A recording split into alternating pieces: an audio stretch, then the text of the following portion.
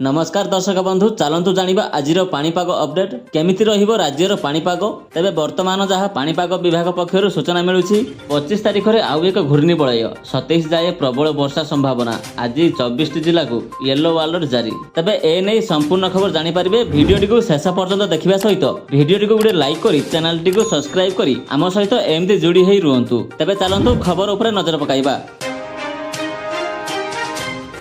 आसंता 25 तारिख रे बंगोपसागर उपरे गांगेय पश्चिमबंग और संलग्न अंचल रे एक घूर्णिबलय सृष्टि होई पारे। एहा प्रभाव रे राज्य रे वर्षा संभावना रही। एहा अधिक घनीभूत होई लघुचाप रूप नहीं पारे बोली पाणीपाग विशेषज्ञ पूर्वानुमान करिसेंती।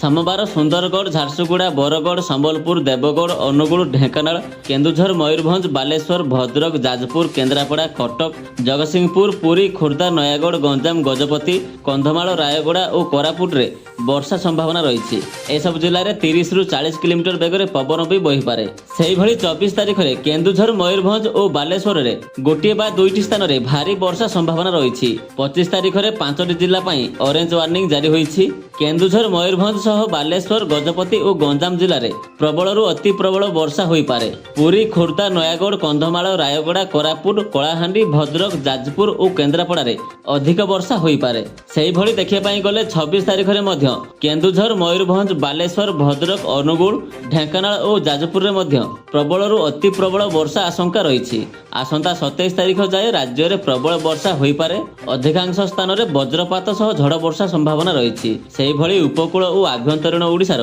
विभिन्न स्थान में अधिक वर्षा हेबो बोली पाणीपाग विभाग पूर्वानुमान करिछि। सेथिपई आपण माने सतर्क होई रुहंतु। तबे एहा थिला आजिर पाणीपागर संपूर्ण खबर। एमती आम सहित जोड़ी होई रहिबा पई भिडियोटी को लाइक करिया सहित चैनलटी को सब्सक्राइब करी पाखरे थिबा बेल आइकन को दबाई ऑल उपरे क्लिक करंतु। भिडियोटी संपूर्ण देखिथिबारु आपनको बहुत बहुत धन्यवाद।